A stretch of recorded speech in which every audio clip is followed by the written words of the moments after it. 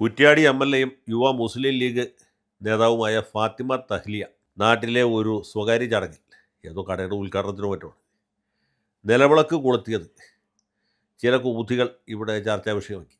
ഈ നിലവിളക്ക് കൊളുത്തിയ വാർത്ത കണ്ട ഉടനെ ഫാത്തിമ തഹ്ലിയെ അഭിനന്ദിച്ചുകൊണ്ട് ഒരു വീഡിയോ പോസ്റ്റ് ചെയ്തു നമ്മുടെ സുപ്രസിദ്ധ ചിന്തകരും സമുദായ പരിഷ്കർത്താവുമായ ഡോക്ടർ എം.എൻ. കാരശ്ശേരി.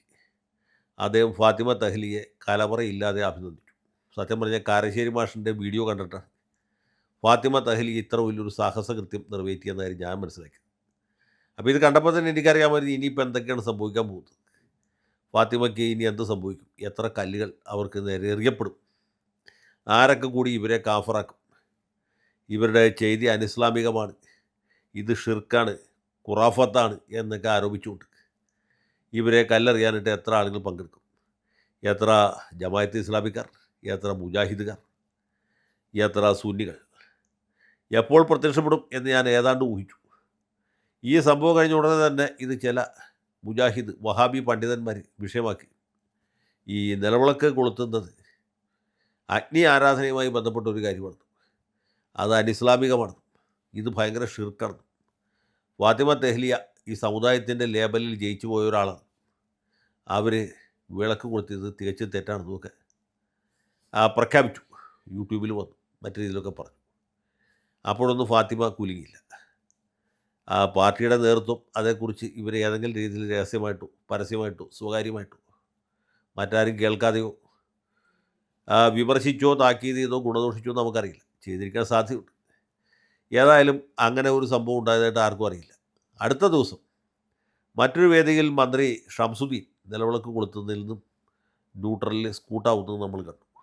മറ്റു പല ആളുകളും നിലവിളക്ക് കൊളുത്തി, പക്ഷേ ഷംസുദ്ദീൻ പതിയെ അവിടെ നിന്ന് മാറിയത്. നമ്മൾ ഈ നാട്ടുകാരനെല്ലാം മാവിലായിക്കാരനാണ് എന്ന മട്ടിൽ. അപ്പോൾ ഇങ്ങനെ ഒരു സാഹചര്യം ഉണ്ടായി. അത് കഴിഞ്ഞ് അപ്പോഴൊക്കെ നമ്മൾ വളരെ താല്പര്യപൂർവ്വം കാത്തിരുന്നത് സുന്നി മതപണ്ഡിതന്മാരെ എന്ത് പറയും എന്നാണ്. സുന്നികളങ്ങനെ ചാടിക്കയറി വഹാബികളെ പോലെ പ്രതികരിക്കുന്നവരോ പ്രസ്താവന ഇറക്കുന്നവരോ അല്ല. അവർ ഈ വിഷയം കൂലങ്കഷമായിട്ട് പഠിച്ചു. എന്നിട്ട് ഖുറാനും ആയത്തുകളൊക്കെ വായിച്ചു നോക്കി. നബി സല്ലല്ലാഹു അലൈഹി വസല്ലം എന്താ പറഞ്ഞിട്ടില്ലെന്ന് നോക്കി. അങ്ങനെ ഖുറാനും ഹദീസുകളും എല്ലാം വായിച്ചപ്പോൾ ഒരു കാര്യം മനസ്സിലായി, ഈ നിലവിളക്ക് കൊളുത്തുന്നതിൽ തെറ്റില്ല, പക്ഷേ അത് വീട്ടിൽ കറണ്ടില്ലാത്ത സമയത്ത് വെളിച്ചത്തെ തിരിച്ചു കൊണ്ടുവരാൻ വേണ്ടി, ഇരുട്ട് മാറ്റാൻ വേണ്ടി മാത്രം കത്തിക്കാം. അത് പൊതു ചടങ്ങുകളിലോ ആരാധനയുടെ ഭാഗമായിട്ട് ഒന്നും കത്തിക്കാൻ പാടില്ല. അപ്പോൾ കാരശ്ശേരി പറയുന്നത് ഈ പൊന്നാനി പള്ളിയിൽ നിലവിളക്കൂട്ട് അവിടുന്ന് ഈ ഇസ്ലാമിക കർമ്മശാസ്ത്രം പഠിച്ച് പുറത്തിറക്കുന്നവർക്ക് അവരുടെ ആ സംഗതിക്ക് തന്നെ പറയുന്നത് വിളക്കത്തിരിക്കുക എന്നൊക്കെയാണ്. അതുപോലെ പുതുപ്പൊന്നാനി പുത്തമ്പള്ളി ജാറത്തിലും വിളക്കുണ്ട് എന്നാണ്.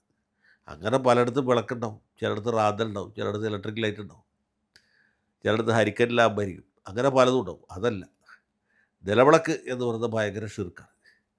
അത് കത്തിക്കുന്നത് അതിനേക്കാൾ വലിയ ആറാമ്പറപ്പാണ്. അതുകൊണ്ട് ഫാത്തിമ തഹ്ലിയെ ഇത് ശരിയല്ല എന്നാണ് ഇപ്പോൾ സുന്നി പണ്ഡിതന്മാർ, പ്രത്യേകിച്ച് ഇ.കെ. വിഭാഗം സുന്നികൾ പറഞ്ഞിട്ടുള്ളത്. ഇ.കെ. വിഭാഗം എന്ന് വെച്ചാൽ ഏതാണ്ട് മുസ്ലിം ലീഗിൻ്റെ പോഷക സംഘടന പോലെ പ്രവർത്തിക്കുന്ന ഒരു സംഘടനയാണ്.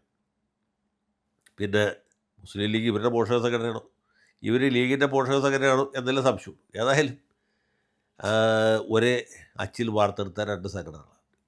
അപ്പോൾ ഏതായാലും അവരുടെ ഒരു ഫത്വ കൂടി വന്നിരിക്കുകയാണ്. ഈ കാന്തപുരം എന്ത് പറയുന്നു എന്നേ അറിയേണ്ടതുള്ളൂ. കാന്തപുരം ഈ വക വിഷയങ്ങളിലൊക്കെ പണ്ടേ തന്നെ യാഥാസ്ഥിതിക നിലപാടുകാരനാണ്. അപ്പോൾ ഫാത്തിമയുടെ കാര്യം വളരെ ബുദ്ധിമുട്ടായി. ഇനിയിപ്പോൾ 101 ഏത്ത വിടണോ അതോ ഇസ്ലാമിക നിയമപ്രകാരമുള്ള വേറെ വല്ല ശിക്ഷ അനുഭവിക്കേണ്ടി വരൂ എന്നറിയില്ല. പക്ഷേ എനിക്ക് സംശയം അതല്ല, ഈ വിളക്ക് കത്തിക്കൽ പോലുള്ള കാര്യങ്ങൾ കോൺഗ്രസ്സുകാരായ എം.എൽ.എമാർ സാധാരണയായിട്ട് ചെയ്യുന്നുണ്ട്. ഇപ്പോൾ ഞങ്ങളുടെ ആലുവ എം.എൽ.എ അൻവർ സാദത്ത് യാതൊരു പണിയും കൂടാതെ നിലവിളക്ക് കൊളുത്താറുണ്ട്. ഇനി വെളുതിരി കൊളുത്തണമെങ്കിൽ പുള്ളിക്ക് ആരും വിരോധമൊന്നുമില്ല. അതുപോലെ ഷാനിമോൾ ഉസ്മാൻ ചെയ്തിട്ടുണ്ട്.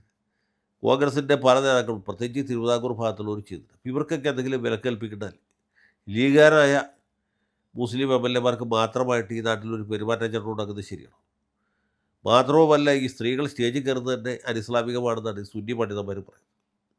നമുക്ക് ഓർമ്മയുണ്ടല്ലോ, പണ്ട് ഒരു മുസ്ലിം പെൺകുട്ടി എന്തോ സമ്മാനദാനത്തിന് വേണ്ടി സ്റ്റേജിൽ കയറിയപ്പോൾ മുസ്ലിംകാർ അവളെ സ്റ്റേജിൽ നിന്ന് ഇറക്കി വിട്ടു. ഈ സമസ്തയുടെ സ്റ്റേജിൽ പെണ്ണുങ്ങൾ കയറാൻ പാടില്ല എന്നറിയാൻ പാടില്ല, ആരാണ് ഓളെ ഇങ്ങനെ കയറ്റി വിട്ടത് എന്ന് ചോദിച്ചാൽ നമ്മുടെ ഓർമ്മയിലുണ്ട്. അപ്പോൾ എൻ്റെ സംശയം അതല്ല, ഈ കേരള നിയമസഭയിൽ സ്പീക്കർ ഇല്ലാത്ത സമയത്ത് അധ്യക്ഷത വഹിക്കേണ്ടത് ഷാനിമോൾ ഉസ്മാൻ എന്ന് പറഞ്ഞൊരു സ്ത്രീയാണ്. അപ്പോൾ അതെങ്ങനെ ശരിയാവും? ഇത്തരം പുരുഷന്മാരുള്ള ഒരു സഭയിൽ ഒരു സ്ത്രീ അധ്യക്ഷത വഹിക്കുന്നത് ശരിയാണ്? അത് ഇസ്ലാമിക കർമ്മശാസ്ത്ര പ്രകാരം തെറ്റല്ലേ? അവർ ആ സ്ഥാനത്തിരിക്കുന്നത് തുടരുന്നത് ശരിയാണോ? മര്യാദയാണോ? അത് അനിസ്ലാമികമല്ലേ? അത് ഖുറാഫാത്തല്ലേ? അത് ഷിർക്കല്ലേ എന്ന് എനിക്കൊരു സംശയമുണ്ട് അതേക്കുറിച്ച്. ഈ പണ്ഡിതന്മാരാരെങ്കിലും എന്തെങ്കിലും ഒരു ഫത്വ പുറപ്പെടുവിക്കുകയാണെങ്കിൽ നമുക്ക് സൗകര്യം ഉണ്ടായിരുന്നു, എളുപ്പമുണ്ടായിരുന്നു. എനിക്കുള്ള കാര്യങ്ങളൊക്കെ സംശയം തീർത്ത് പോകുന്നതാണല്ലോ അതിൻ്റെ ഒരു ഭംഗി. അതുകൊണ്ട് ചോദിച്ചത്.